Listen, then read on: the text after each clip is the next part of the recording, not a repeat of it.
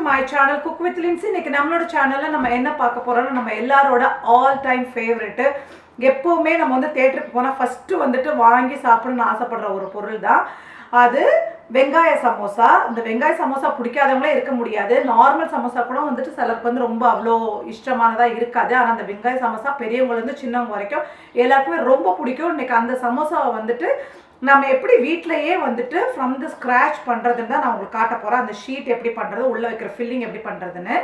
வாங்க இப்போ அந்த சமோசா பண்ணுறதுக்கு என்னென்ன வேணும்னு பார்த்துடலாம். மேலே இருக்கிற மாவு அந்த ஷீட் பண்ணுறதுக்கு நமக்கு என்ன வேணும்னா 1 கப்பு மைதா, 1 கப்பு கோதுமை மாவு, அதில் வந்து ஒரு அரை டீஸ்பூன் டு ஒரு 3/4 டீஸ்பூன் அளவுக்கு உப்பு, அதுக்கப்புறம் இதை வந்து பிசைறதுக்கு தேவையான அளவுக்கு தண்ணி. இதை வந்து நீங்கள் வந்துட்டு ஒரு 3/4 கப்லேருந்து 1 கப் வரைக்கும் தேவைப்படும். பட் தண்ணி எல்லாத்தையும் ஊற்றிடாதீங்க, கொஞ்சம் கொஞ்சமாக போட்டு ஒரு நல்ல சாஃப்ட் டோவாக வர மாதிரி பிசைஞ்சு ஒரு 15 மினிட்ஸ் இதை ரெஸ்ட் பண்ணணும். இதுதான் மேலே வர ஷீட்டு. அடுத்து உள்ளே இருக்கிற ஃபில்லிங் பண்ணுறதுக்கு என்னென்ன வேணும்னு பார்க்கலாம்.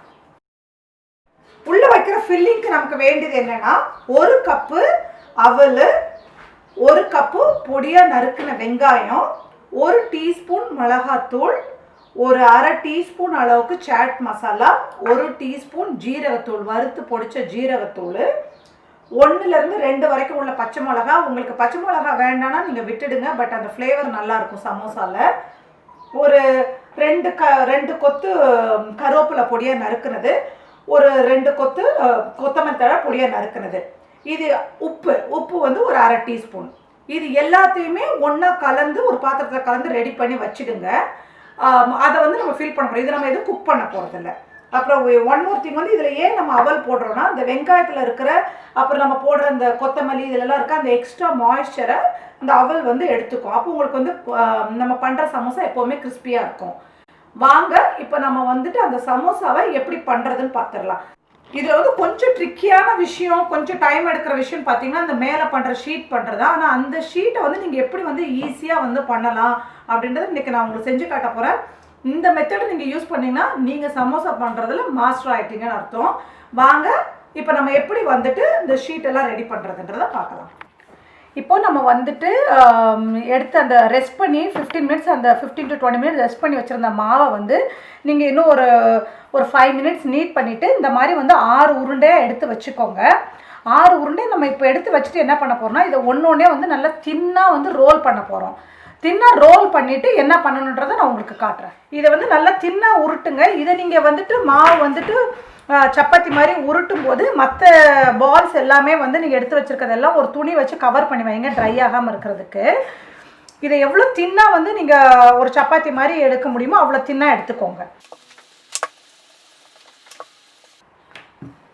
இப்போ நாங்கள் வந்து 5 நம்ம எடுத்து வச்சுருந்த அந்த 6 உருண்டையில் வந்து 5 வந்து நான் வந்து தேய்ச்சி ரெடியாக வச்சுருக்கிறேன். இப்போ இந்த லாஸ்ட் ஒன்று தேய்க்கிறேன் நான். இதை தேய்ச்சி முடிச்சதுக்கப்புறம் நம்ம இதில் வந்து ஒரு ப்ராசஸ் இருக்குது. இது வந்து அந்த வெளியில் உள்ள அந்த ஷீட் பண்ணுறதுக்கு என்ன பண்ணணும் அதை நான் உங்களுக்கு காட்டுறேன். தேய்க்கும் போது நல்லா தின்னாக தேய்ச்சிக்கோங்க. மாவு போட்டு, மாவு கொஞ்சம் எக்ஸ்ட்ரா ஆனால் பரவாயில்ல, ஒன்றும் பிரச்சனை கிடையாது. ஏன்னா நம்ம இதை வந்து மாவு போட்டு தான் லேயர் பண்ண போகிறோம். இங்கே நம்மளோட சப்பாத்தி வந்து எல்லாமே நம்ம போட்டது ரெடியாக இருக்குது. இப்போ எடுத்து வச்சுருக்க சப்பாத்தியில் வந்து ஃபஸ்ட்டு என்ன பண்ணுன்னா, ஒரு ப்ரெஷ் வச்சு, இல்லாட்டி நீங்கள் ஸ்பூனு ப்ரெஷ் இல்லாட்டி ஒன்றும் பிரச்சனை இல்லை, ஒரு ஸ்பூன் ஏதாவது வச்சு அது ஃபுல்லாக எல்லா எட்ஜிலேயே எல்லா இடத்துலையுமே படுற மாதிரி நல்லா கொஞ்சம் நிறைய வந்துட்டு ஆயில் போட்டுக்கோங்க. இந்த மாதிரி ஆயில் வந்து நல்லா ஸ்ப்ரெட் பண்ணிவிட்டு அது மேலே வந்து இந்த மாதிரி கொஞ்சம் மைதா மாவு எடுத்து நல்லா இப்படி தூவி விட்டுடுங்க.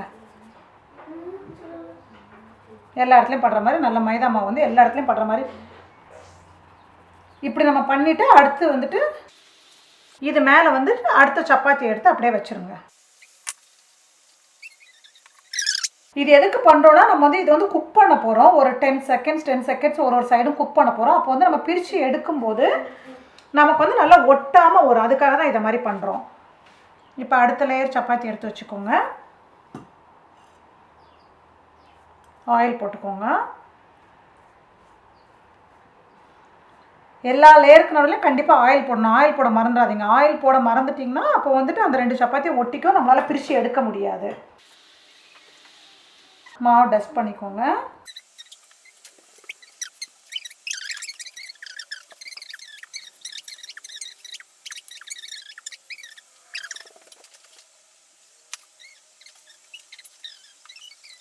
ஓகே, என்னோடய லாஸ்ட் லேயர் சப்பாத்தி நான் மேலே வச்சுட்டேன். இதை வந்து கையால் நல்லா ப்ரெஸ் பண்ணி விட்டுக்கோங்க 2 பக்கமும். இதை வந்து திருப்பி நம்ம வந்து கொஞ்சம் தின்னா நல்லா தேய்க்க போகிறோம். இதை நம்ம அப்படியே வந்துட்டு போட போகிறதில்ல கல்லில். இதை வந்து திருப்பி நம்ம தேய்க்கணும். கொஞ்சம் தின் பண்ணிக்கோங்க. ஏன்னா வந்து இதே மாதிரி போட்டால் ரொம்ப திக்காக இருக்கும். நமக்கு அவ்வளோ திக்காக வந்துட்டு தேவையில்லை. அப்போ வந்துட்டு உங்களுக்கு ரொம்ப திக்காக நீங்கள் பண்ணிங்கன்னா உங்களுக்கு வந்து பூரணம் வந்துட்டு உள்ளே வச்சு நீங்கள் பொரிக்கும் போது மேல் மாவு வந்து ரொம்ப பெருசாக திக்காக இருந்த மாதிரி இருக்கும். வேகறக்கும் டைம் ஆகும். கொஞ்சம் எக்ஸஸாக இருக்க மாவை டஸ்ட் பண்ணி விட்டுருங்க. ஓகே, இப்போ இது ரெடி ஆயிடுச்சுது. இந்த ரெடியான இந்த சப்பாத்தி எல்லாத்தையுமே நம்ம வந்து கல்லில் போட்டு நம்ம குக் பண்ணி எடுக்க போகிறோம். அது எப்படி குக் பண்ணணும் உங்களுக்கு காட்டுறேன் நான்.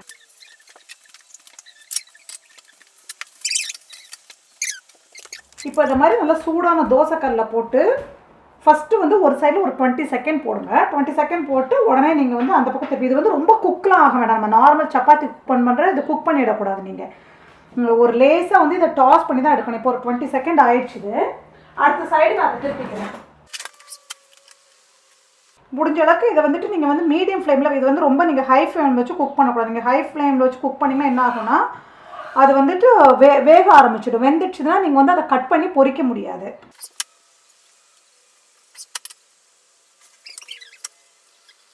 இதை மாதிரி ஒன்று ஒன்றா ஸ்லோலியாக பிரித்து எடுத்துக்கோங்க.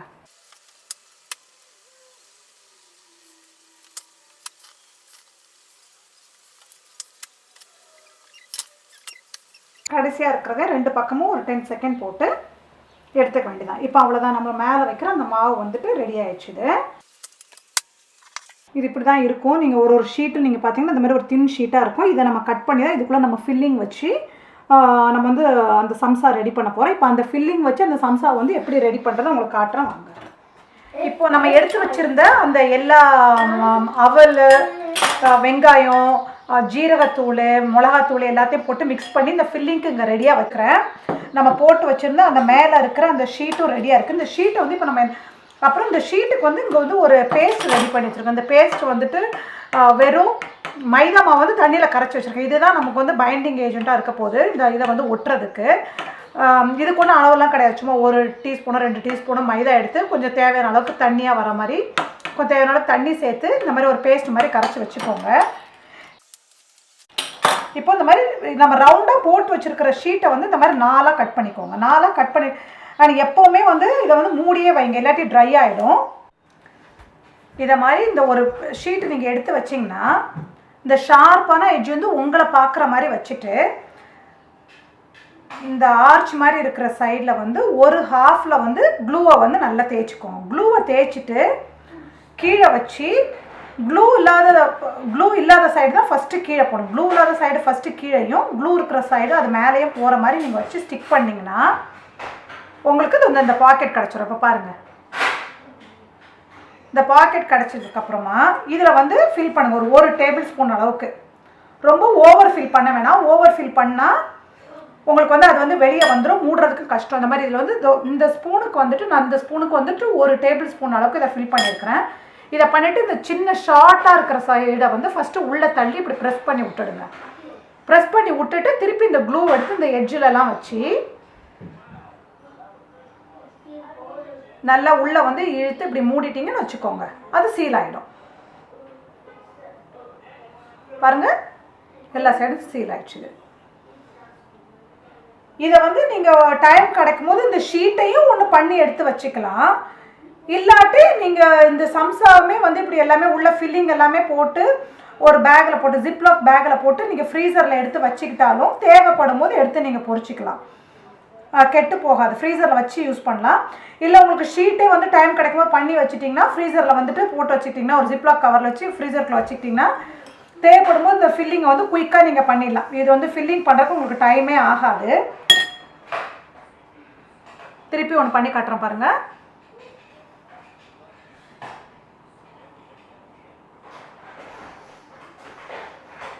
நல்லா க்ளூ போட்டுடுங்க. நல்லா எல்லா எட்ஜும் நல்லா ஒட்டுற மாதிரி பார்த்துக்கோங்க. ஏன்னா சம்டைம் எண்ணெயில் போடும்போது பிரிஞ்சிடும்.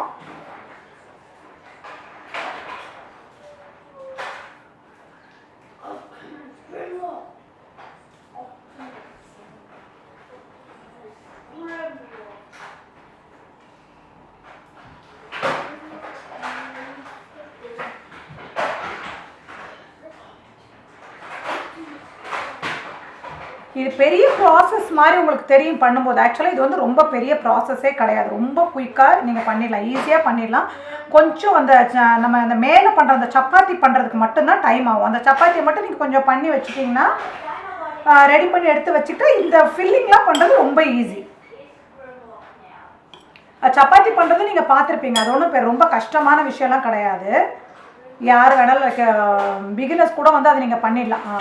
ஒன்லி திங் வந்து ஒரு சைடு குக் பண்ணும்போது ஒரு 20 செகண்ட் குக் பண்ணுங்கள், அதுக்கு மேலே குக் பண்ணாதீங்க.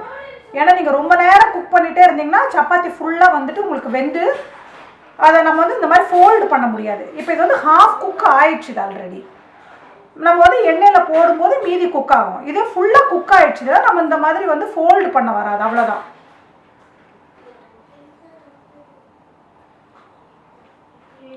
ஷேப் பற்றி வந்து ரொம்ப ஒரி பண்ணிக்க வேண்டாம். ஒரு வேளை வந்து உங்களுக்கு சரியான ரவுண்டு வரலைன்னா நீங்கள் இந்த கட் பண்ணும்போது சைடெல்லாம் கொஞ்சம் கத்தியால் ட்ரிம் பண்ணிக்கோங்க. ஏன்னா இப்போ எல்லாருமே பர்ஃபெக்டாக வந்துட்டு சேமாக ரவுண்டாக வந்து நம்ம வந்துட்டு பிகினிங்லேயே பண்ண முடியும்னு சொல்ல முடியாது. இப்போ இங்கே நம்ம எடுத்து வச்ச இந்த ஷீட்டில் எல்லா சமோசாஸுமே ரெடி பண்ணி நம்ம வச்சாச்சுது. இதோட நெக்ஸ்ட் ப்ராசஸ் இதை பொரிச்சு எடுக்கிறது தான். நம்ம அந்த 6 ஷீட்டில் வந்து எனக்கு வந்து 24 சமோசா வந்திருக்குது இந்த சைஸில். இது வந்து ரொம்ப குட்டி கிடையாது, ஓரளவுக்கு நல்லா ரீசனபிளான சைஸ் தான். ஆனால் டேஸ்ட் வந்து அந்த சேம் டேஸ்ட் நம்ம தேட்டரில் எப்படி சாப்பிட்றோம் அதே டேஸ்ட்டில் இது இருக்கும். இதை வந்து எண்ணெயில் பொரிக்கும் போது நீங்கள் வந்து ஒரே ஒரு விஷயம் ஞாபகத்தில் வச்சுக்கணும். என்னென்னா எண்ணெய் வந்து ரொம்ப ஹாட்டாக இருக்கக்கூடாது. நீங்கள் ரொம்ப சூடு பண்ணிட்டீங்கன்னா சீக்கிரமாக வந்துட்டு அவுட்டர் லேயர் வந்து கருகிடும், ஆனால் உள்ளே வந்துட்டு வேகாது. ஸோ எண்ணெயை வந்து ஒரு மீடியம் வந்து ஹீட்டில் வச்சு நல்லா வந்து ஸ்லோவாக ஃப்ரை பண்ணி எடுத்திங்கன்னா உங்களுக்கு வெளியே நல்லா கிறிஸ்பியாக உள்ளே நல்லா வெந்திருக்கும். ஒருவேளை இப்போ நீங்கள் வந்து இதை வந்து இன்றைக்கி எனக்கு இப்போ இதை பொரிக்க வேணாம், எனக்கு வந்து இது அப்புறம் தான் நான் யூஸ் பண்ண போகிறேன் அப்படின்னு நீங்கள் நினச்சிங்கன்னா இந்த ஸ்டேஜில் இதை நீங்கள் எடுத்து ஒரு ஜிப்லாக் கவரில் போட்டு நீங்கள் ஃப்ரீசரில் வச்சுக்கலாம். ஃப்ரீசரில் வச்சுட்டு பொரிக்கிறதுக்கு ஒரு 1 hour 2 hour முன்னாடி நீங்கள் வெளியே எடுத்து கொஞ்சம் நேரம் வந்து ரூம் டெம்பரேச்சருக்கு வச்சுட்டு அப்புறமா ஃப்ரை பண்ணி எடுங்க. ஸ்டில் டேஸ்ட்டோ டெக்ஸ்டரோ எதுவுமே இதில் மாறாது. வாங்க இப்போ இதை எண்ணெயில் பொரிச்சு இது எப்படி இருக்குதுன்னு பார்க்கலாம். இப்போ நம்ம வந்து ரெடி பண்ணி வச்சிருக்கிற எல்லா சமோசாவையும் நம்ம பொரிக்க போகிறோம். நான் அடுப்பில் வந்து ஒரு வானல் வச்சு அதில் எண்ணெய் ஊற்றி எண்ணெய் நல்லா காஞ்சிடுச்சுது. நான் ஏற்கனவே சொன்ன மாதிரி எண்ணெய் காஞ்சதுக்கப்புறம் நான் அதை வந்து தீ வந்து சிம்மில் தான் வச்சுருக்கிறேன். நீங்கள் ரொம்ப ஹை ஃப்ளேமில் வச்சு இதை குக் பண்ணிங்கன்னா சீக்கிரமாக கரிஞ்சிடும், உள்ளே வேகாது. இப்போ ஒரு சமோசாவாக நம்ம எடுத்து எண்ணெயில் போட்டுக்கலாம்.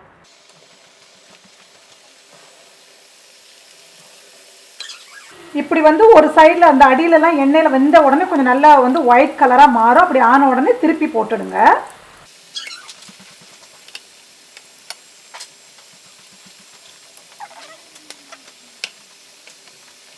ஒரு சைடு வந்து வேகும்போது உங்களுக்கு தெரியும், உங்களுக்கு அந்த மேலே இருக்கிற அந்த ஷீட் வந்து வேகிறதும் கொஞ்சம் மாவாக இருக்கிறதுன்னு தெரியும். நீங்கள் அதை வந்து திருப்பி விட்டுக்கிட்டே இருங்க.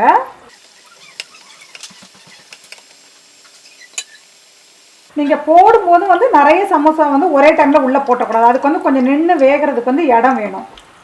நீங்கள் எல்லாத்தையும் ஒரே டைமில் வந்துட்டு ஒரு வானல் ஃபுல்லாக வந்து எண்ணெய் ஃபுல்லாக நிரம்புற மாதிரி போட்டிங்கன்னா அது வேகிறதுக்கு இடம் இருக்காது. அப்போ இந்த மாதிரி சுற்றியும் வேகாது. நான் பாருங்கள் ஒரு டைமில் வந்து 5 தான் போட்டுக்கிறது, இன்னும் நிறைய இடம் இருக்குது. அப்போ வந்துட்டு அந்த எல்லா சமோசாவும் நின்று வேகிறதுக்கு இடம் இருக்கும் அதில்.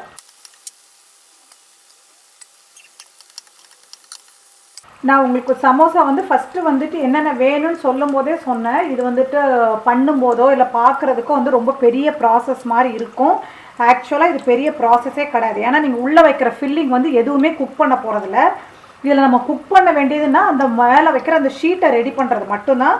அந்த ஷீட்டை ரெடி பண்ணுறது ரொம்ப கஷ்டம் கிடையாது. நீங்கள் வந்து சப்பாத்தியெல்லாம் நான் ஏற்கனவே சொன்ன மாதிரி 5 6 சப்பாத்தியை ரெடி பண்ணி ஒன்றுக்கு மேலே எண்ணெயும் கொஞ்சம் மைதா மாவும் போட்டு அடுத்து சப்பாத்தியை மேலே வச்சு அதை இன்னும் கொஞ்சம் தின்னாக கொஞ்சம் நல்லா வந்துட்டு சப்பாத்தி கட்டையால் தேய்ச்சிட்டு அதை வந்து கல்லில் வந்து ஃபஸ்ட்டு ஒரு சைடு போடுங்க. ஒரு 20 செகண்டு போட்டு அடுத்த சைடு ஒரு 20 செகண்ட் போடணும். அதுக்கப்புறம் திருப்பி வந்துட்டு அது என்னோடய சைடில் திருப்பி மேலேருந்து ஒவ்வொரு ஷீட்டாக கிழிச்சு எடுக்க வேண்டியதான். நீங்கள் ஒவ்வொரு ஷீட்டாக பிரித்து எடுக்கும்போது கல்லில் இருக்கிற பக்கத்துலேருந்து தான் பிரித்து எடுக்கணும். அதை மட்டும் ஞாபகத்தில் வச்சுக்கோங்க. மேலே இருக்கிற பக்கத்தை பிரிக்கக்கூடாது. எந்த பக்கம் வந்து கல்லில் இருக்குதோ அந்த பக்கத்தில் தான் பிரிக்கணும். பிரிச்சுட்டு நீங்கள் வந்து இந்த மாதிரி சமோசாக்கு வந்து ரெடி பண்ணும்போது உங்களுக்கு சைடில் வந்து கொஞ்சம் அந்த சப்பாத்தியோட சைடெல்லாம் கொஞ்சம் திக்காக இருக்கிற மாதிரி தான், திக்காக இருக்கிறதெல்லாம் கத்தியால் கட் பண்ணிவிட்டு நடுவில் இருக்கிற தின் லேயர் மட்டும் யூஸ் பண்ணிக்கோங்க. நீங்கள் ஏன்னா திக்கான லேயர் யூஸ் பண்ணிங்கன்னா உங்களுக்கு வந்து மடிக்கிறதுக்கு கஷ்டமாக இருக்கும். அது மட்டும் தான் நீங்கள் ஞாபகத்தில் வச்சுக்க வேண்டியது. மீதி வந்துட்டு இதில் வந்து வேறு கஷ்டமானதுன்னு எதுவுமே கிடையாது. நீங்களே பார்த்துருப்பீங்க. அந்த ஷீட்டை ரெடி பண்ணிவிட்டு உள்ளே ஃபில் பண்ண வேண்டியதான், ஃபில் பண்ணிவிட்டு பொரிச்சு எடுத்துக்க வேண்டியதான். நீங்கள் ஃபஸ்ட் டைம் ட்ரை பண்ணுறீங்க, ஒருவேளை உங்களுக்கு கொஞ்சம் கஷ்டமாக இருக்குது, இல்லை வராத மாதிரி இருக்குது அப்படின்னா லைக் அதுக்காக நீங்கள் வந்து விட்டுறக்கூடாது. ஏன்னா குக்கிங்கே வந்து ட்ரையல் அண்ட் எரர் தான். நீங்கள் வந்து ஒரு டைமுக்கு 2 டைம் ட்ரை பண்ணால் தெரியும். இந்த பேஸ்ட், இந்த ஷீட் வந்து சமோசாக்கள் மட்டுமே கிடையாது. நீங்கள் வந்து எதாவது ரோல் பண்ணுறீங்க, சிக்கன் ரோல் பண்ணுறீங்க, ஃபிஷ் ரோல் பண்ணுறீங்கன்னா அதுக்கும் நீங்கள் இதே அந்த ஷீட்டை நீங்கள் யூஸ் பண்ணிக்கலாம். இல்லை கொஞ்சோண்டு ட்ரை பண்ணி பார்க்கணுன்னா முதல்ல வந்து 1/2 கப்பு, இப்போ நாம் வந்து அளவில் என்ன சொன்னோம், 1 கப்பு மைதாவும் 1 கப்பு கோதுமை மாவும் சொன்னோம். நீங்கள் 1/2 கப்பு மைதா 1/2 கப்பு கோதுமை மாவும் ஒரு 1/2 டீஸ்பூன் உப்பு போட்டு ஃபஸ்ட்டு ட்ரை பண்ணி பாருங்கள். அதில் என்ன இதில் 24 வந்திருக்குதுன்னா நீங்கள் அந்த அளவுக்கு பண்ணிங்கன்னா ஒரு 12 வரும். ஃபஸ்ட்டு அதில் பண்ணி பாருங்கள். ரொம்ப நிறைய சப்பாத்தி நீங்கள் உருட்ட வேண்டியிருக்காது, 3 சப்பாத்தி தான் உருட்டுவீங்க. அந்த மாதிரி பண்ணி பாருங்கள். பண்ணிவிட்டு உங்களுக்கு கொஞ்சம் கான்ஃபிடென்ட்டாக ஆனதுக்கப்புறமா நீங்கள் கொஞ்சம் நிறைய குவான்டிட்டி பண்ணிக்கலாம்.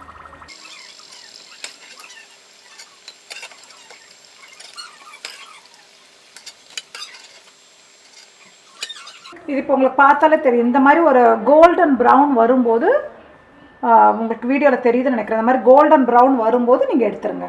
ரொம்ப நேரம் விட்டு வைக்க வேணாம். ஏன்னா திருப்பி வெளியே இருக்கும்போது கொஞ்சம் கலர் சேஞ்ச் ஆகும். அப்போ என்ன ஆகும்னா ரொம்ப டார்க் ஆகிடும். இப்போ எல்லாத்தையுமே பொரிச்சிட்டு நான் உங்களுக்கு காட்டுறேன். அவ்வளோதான், நம்ம தேட்டர் சமோசா ரெடி ஆயிடுச்சுது. நீங்களே பார்த்துருப்பீங்க. இது வந்து எவ்வளோ சிம்பிள் ப்ராசஸ்ன்னு நீங்கள் நினைக்கலாம், என்ன இவ்வளோ வேலை பண்ணிவிட்டு சிம்பிள் ப்ராசஸ்ன்னு சொல்கிறேன்னு. ஆக்சுவலாக அந்த மேலே பண்ணுற அந்த சப்பாத்தி பண்ணுறது மட்டும்தான் வேலை. அதுவுமே வந்து ரொம்ப ஈஸியான ப்ராசஸ் தான், ரொம்ப அது கஷ்டமே கிடையாது. இதை நீங்கள் வந்து கண்டிப்பாக உங்கள் வீட்டில் ட்ரை பண்ணி பாருங்கள். நம்ம எல்லாருமே நிறைய டைம் பார்த்துருப்போம், சமோசா எப்படி பண்ணுறதுன்னு பார்த்துட்டு இது என்னோட பெரிய ப்ராசஸாக இருக்குன்னு பண்ணாமல் விட்டுருப்போம். நானும் அப்படி தான் நினச்சிட்டு இருந்தேன். இந்த ரெசிபியை நான் வந்து ட்ரை பண்ணுற வரைக்கும், நான் ட்ரை பண்ணதுக்கப்புறம் தான் தெரிஞ்சுது இது எவ்வளோ ஒரு ஈஸியான குயிக்கான ரெசிபின்னு. நீங்களும் இதை ட்ரை பண்ணி பார்த்துட்டு எனக்கு சொல்லுங்கள். யாருக்கெல்லாம் வந்துட்டு இந்த தேட்டர் சமோசா பிடிக்குன்றதையும் வந்துட்டு எனக்கு கமெண்ட்டில் சொல்லுங்கள். இந்த சமோசா அது கூட ஒரு நல்ல சூடாக ஒரு கப்பு டீ, ஒரு 4 இளையராஜா பாட்டு, இதை நீங்கள் என்ஜாய் பண்ணுங்கள். நான் இதை இப்படி தான் என்ஜாய் பண்ண போகிறேன். என்ஜாய் பண்ணிவிட்டு அந்த இது எப்படி இருந்ததுன்னு, ஃபீலிங் எப்படி இருந்ததுன்றது எனக்கு கமெண்ட்டில் சொல்லுங்கள். இப்போ இதை நான் உங்களுக்கு வந்து ஓப்பன் பண்ணி காட்டுறேன், எவ்வளோ கிறிஸ்பியாக இருக்குதுன்றதை பாருங்கள்.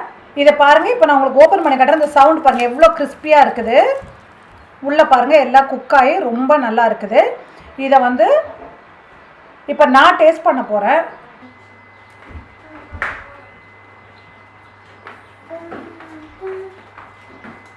ரொம்ப நல்லா இருக்குது. நல்லா வெளியே வந்து அவுட்டர் லேயர் ஃபுல்லாக பயங்கர க்ரன்ச்சியாக, உள்ளே வந்து வச்ச நம்ம அந்த வெங்காயம் அவல் எல்லாமே வந்து கரெக்டான காரத்தோட கரெக்டான உப்பு எல்லாமே வச்சு ரொம்ப டேஸ்ட்டாக இருக்குது. நம்ம ஊர்லலாம் தேட்டரில் சாப்பிட்ற மாதிரியே இருக்குது. இதை நீங்கள் கண்டிப்பாக வந்து உங்கள் வீட்லேயும் ட்ரை பண்ணுங்கள். ட்ரை பண்ணி பார்த்துட்டு எப்படி இருந்ததுன்னு எனக்கு கமெண்ட்டில் சொல்லுங்கள். உங்களை நெக்ஸ்ட் டைம் இன்னொரு ரெசிபியோட சந்திக்கிறேன். தேங்க்யூ, பாய்.